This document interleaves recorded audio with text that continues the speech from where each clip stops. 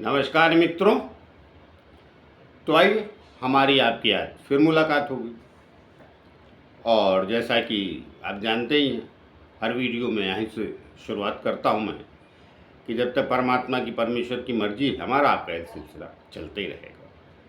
क्योंकि सच तो यही है, जब तक उनकी मर्जी रहेगी तभी तक चलेगा।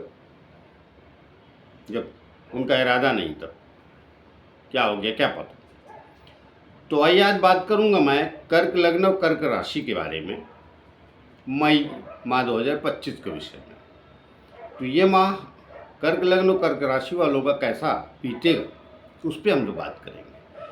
अब मैं लग्न और राशि दोनों की बात कर रहा हूँ, तो कंफ्यूज मत होइए। जिनका लग्न है वो भी देख सकते हैं वीडियो, जिनकी राशि कर्क वो भी देख सकते हैं, क्योंकि लग्न कुंडली चंद्र कुंडली दोनों बनती है। और जिनका कर्क लग्न कर्क राशि है तो उनके लिए तो कहने की है, लेकिन जिनका भी है लग्न है या राशि, आप वीडियो देख सकते हैं और करीब करीब प्रभाव भी एक जैसा ही होगा।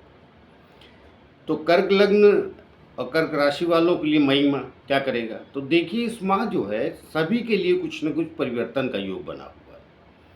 कारण क्या है कि इतने सारे ग्रह एक माह में बदल रहे हैं कि सभी को कुछ न कुछ, सभी राशियों को कुछ न कुछ प्रभाव अलग सा दे जाएंगे। तो वो नियम कर्क लग्न पे भी लागू होगा।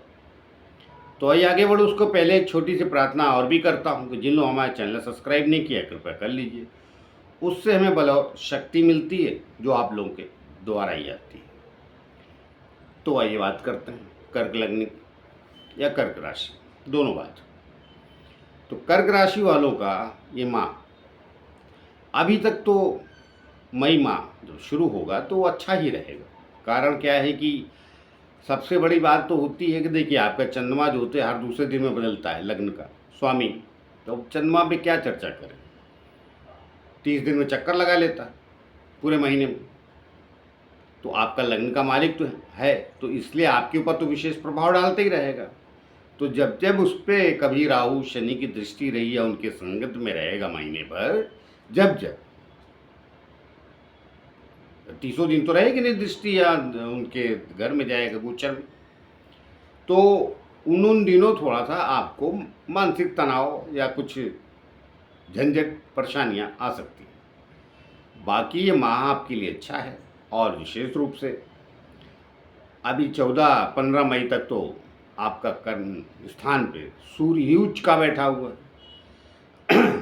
हाँ, उसका स्वामी लग्न का मालिक मतलब कर्म स्थान का स्वामी मेष राशि का सूर्य उच्च का होता है, तो दशम भाव में है सूर्य उच्च का आपका, लेकिन उसका स्वामी नीच का है।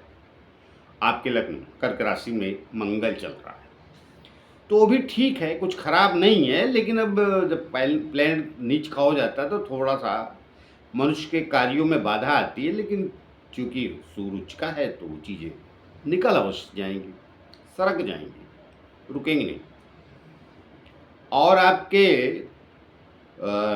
क्या बोलते हैं, भाग्य स्थान पे कई ग्रह चल रहे हैं मीन राशि में।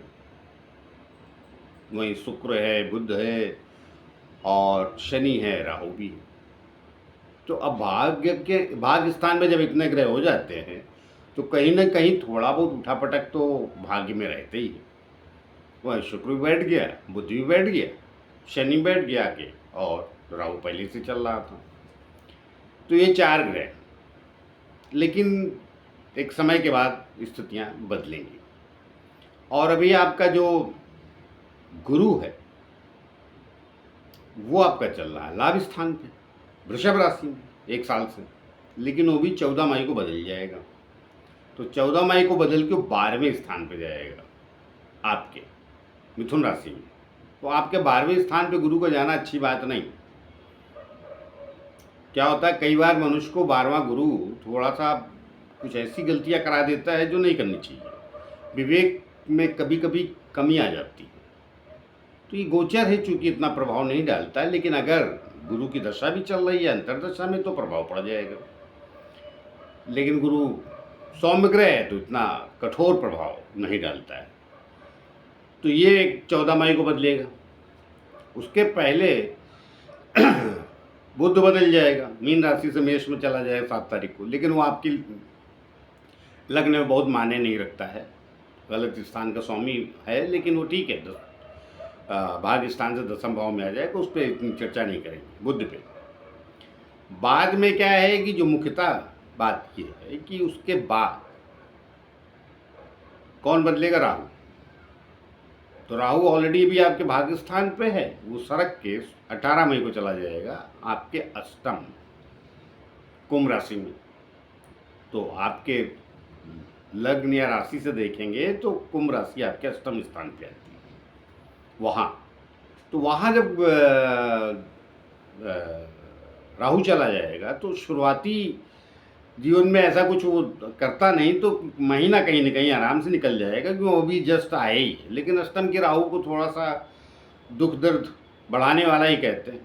तो जैसे मैंने कहा, ये दुख दर्द तभी बढ़ेगा ज़्यादा ये चंद्रमा पर दृष्टि डाले, चंद्रमा इसी के साथ आके अष्टम में बैठेगा, तो वो दो ढाई दिन आपके लिए ठीक नहीं रहेंगे। कई बार क्या होता है, 2-2.5 दिन मनुष्य का जीवन में कई बार इतना परेशान कर देते पूरा महीना याद रहता है। बाकी हमें और कोई विशेष गड़बड़ी नहीं दिख रही है। कुल लेने के महीना आपका भी हमको अच्छा जाता हुआ ही दिख रहा है। और चूँकि काफ़ी ग्रह जो है वो शुरू में ही केंद्र त्रिकोण में ही बैठे हुए हैं, तो केंद्र त्रिकोण में जब ग्रह रहते हैं तो कहीं ना कहीं उनके परिणाम, उनकी शुभता कहीं ना कहीं अच्छी ही होती है। अभी ये 15 तारीख तक सूर्य भी आपका उच्च का रहेगा, केंद्र में है। कर्क राशि में आपका लग्न में ही मंगल बैठा है, वो भी आपके लग्न में केंद्र में है। 4 ग्रह नवम भाव में बैठे हैं तो वो त्रिकोण में बैठे हैं। तो इतने सारे जब ग्रह केंद्र त्रिकोण में रहते हैं तो कहीं ना कहीं वो माह कुछ न कुछ अच्छी स्थितियों परिस्थितियों को ही लेकर आता है। अब उसके बाद जब धीरे धीरे बदलेंगे तो ज़्यादा विशेष बदल के तो कहीं और जाएंगे नहीं, तब भी लाभ स्थान और त्रिकोण में ही बने रहेंगे ग्रह। खाली एक अष्टम में जाएगा राहु, लेकिन वो चूंकि तुरंत आता है, 18 महीने रहता है, तो आते ही वो कोई 10-12 दिन में कुछ विशेष खलल या विशेष परेशानियों को जन्म देने वाला नहीं। तो जहाँ तक मैं देख पा रहा हूँ, कुल ले दे के ये कहीं ना कहीं कर्क लग्न वालों के लिए, कर्क राशि वालों के लिए माह बेहतर बीतता हुआ दिख रहा है। चीज़ें आपकी कहीं रुकावटें दिख रही, सरक जाएंगी, काम सब बेहतर होते रहेंगे, ऐसा कुछ गड़बड़ नहीं। थोड़ा सा पारिवारिक जीवन में मतभेद अवश्य रहेगा आपके उससे लाइफ पार्टनर से, तो उससे बचाव रखें तो अच्छा है। कारण क्या है कि वो अभी लग्न का कर्म स्थान का स्वामी जो मंगल है वो आपके लग्न में ही चल रहा है। तो आपके लग्न में बैठा तो है नीच का, लेकिन दृष्टि उसकी सप्तम थोड़ी बलवान मानी जाती है। और उसका सप्तम का स्वामी भी जो है शनि, वो आपके भाग्य स्थान पे जरूर है लेकिन राहु के साथ है। तो बस थोड़ा सा लाइफ पार्टनर के साथ, मतलब मियाँ बीवी, थोड़ा तालमेल बेहतर बना के चलें। और हमें कुछ जिसको कहते हैं कि विशेष असुविधा या विशेष परेशानी कुछ नज़र नहीं आ रही। विशेष क्या है ही नहीं, बस यही है थोड़ा सा। तो ये आपसी तालमेल से निपटा लीजिए, वरना थोड़ा सा झंझट झगड़े होते हैं, ऊंची आवाज़ में बातें होती हैं, और क्या। बाकी हमको और कोई प्लेनेट आपको ज़्यादा परेशान करता हुआ नज़र नहीं आ रहा। और सप्तम भाव भी सुलझ जाएगा अगर थोड़ा सा प्रेम मधुर से बातें करेंगे तो, क्योंकि गुरु तो 14 मई तक तो अच्छा ही रहेगा, उसकी भी दृष्टि रहेगी कहाँ,